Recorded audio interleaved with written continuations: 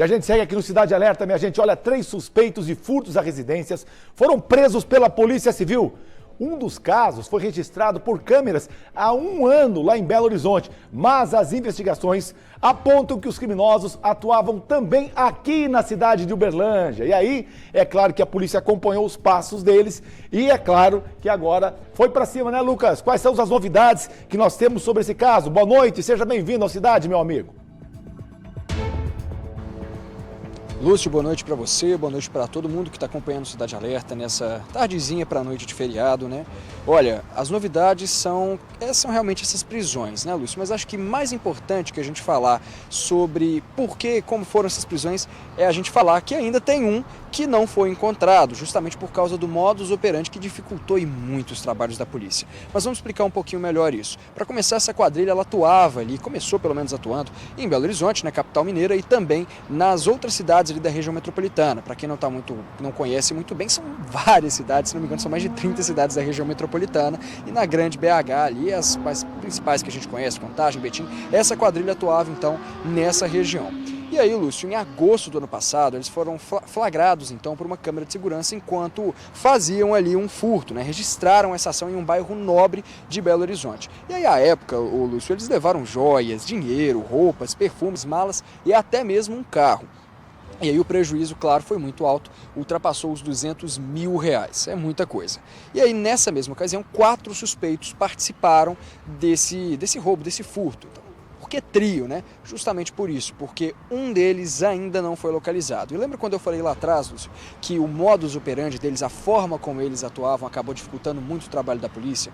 Por que isso? Para começar, que eles se articulavam muito bem, era um grupo organizado uma maneira que a gente nem sempre consegue ver, né? Eles tinham ali, Lúcio, um sistema em que eles conversavam entre si para definir esses alvos e nem sempre eles estavam juntos, eles trocavam de carros, então tudo isso feito justamente para iludir ali, dificultar o trabalho da polícia. Então, além deles nem sempre trabalharem juntos, eles conseguiam informações sobre os alvos e viam quem estava disponível, como se fosse um contratante ali, para ver quem iria fazer então esse furto, né? Para evitar que eles fossem identificados, eles ainda faziam essa troca de carros também. E outra estratégia que foi utilizada por eles era justamente diversificar os locais de furtos, ou seja, eles não iam sempre no mesmo bairro, nem sempre na mesma cidade, como a gente disse, eles faziam ali também essas atividades criminosas em cidades da região metropolitana de Belo Horizonte e atuavam também até aqui mesmo em Uberlândia. Essa quadrilha percorreu outras cidades também, como Juiz de Fora, Divinópolis, Montes Claros, cada uma em uma regional, né? Quando a gente fala de Juiz de Fora, a gente está pensando lá na zona da mata,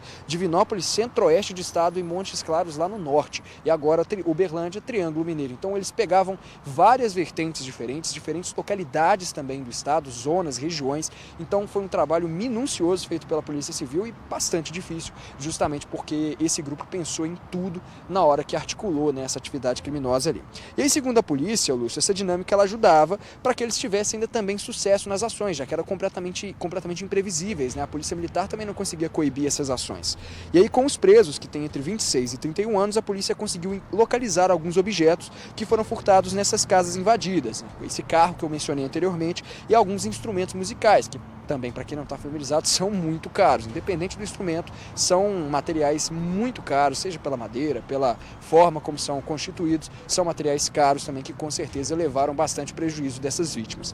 E aí todos eles foram encaminhados para o sistema prisional e claro que a polícia segue então trabalhando para identificar e localizar esse quarto que aparece aí nas imagens de Belo Horizonte e também saber, né, se 3 foram presos, eles tinham esse modus operandi de diversificar a atuação, inclusive variar as pessoas que participavam, quem sabe não existem até vários outros que estão envolvidos ou pelo menos tem ali algum tipo de associação com esse grupo, né, Lúcio? Com certeza, Lucas, e a polícia está na cola, já pegou 3, daqui a pouquinho esses mesmos podem contar quem são os outros envolvidos, porque esses carros, com certeza as placas não são originais, mesmo assim a polícia foi investigando, a gente percebe que é um trabalho longo da Polícia Civil de investigação, mais de 1 ano, gente. Lá em BH, Conexão Uberlândia, outras cidades também que o Lucas de Carvalho trouxe pra gente, que essa quadrilha agia, fazendo limpeza aí nas casas. E é claro que fazem um estudo, observam ali as casas onde moram pessoas que têm alto poder aquisitivo para levar os objetos e ficam acompanhando a rotina da família, esperam o momento certo, vão lá e dão o bote e conseguem fazer a limpa na residência. Mas agora, é claro, eles estão bastante espertos. Quem não está preso deve estar com medo, porque daqui a pouco a polícia pode, toque, toque, toque, lá na porta de manhã, 6 horas da manhã e recolher os ladrões. Porque eu sempre falo aqui no Cidade Alerta, não existe crime perfeito. Mais cedo ou mais tarde a polícia bate na tua porta e não adianta chorar, não adianta ranger os dentes. Depois de fazer a bobagem, se envolver com um monte de bandido, eles acham que vão mudando, vão se articulando, tá tudo certo. Mais cedo ou mais tarde, como sempre, a casinha acaba saindo.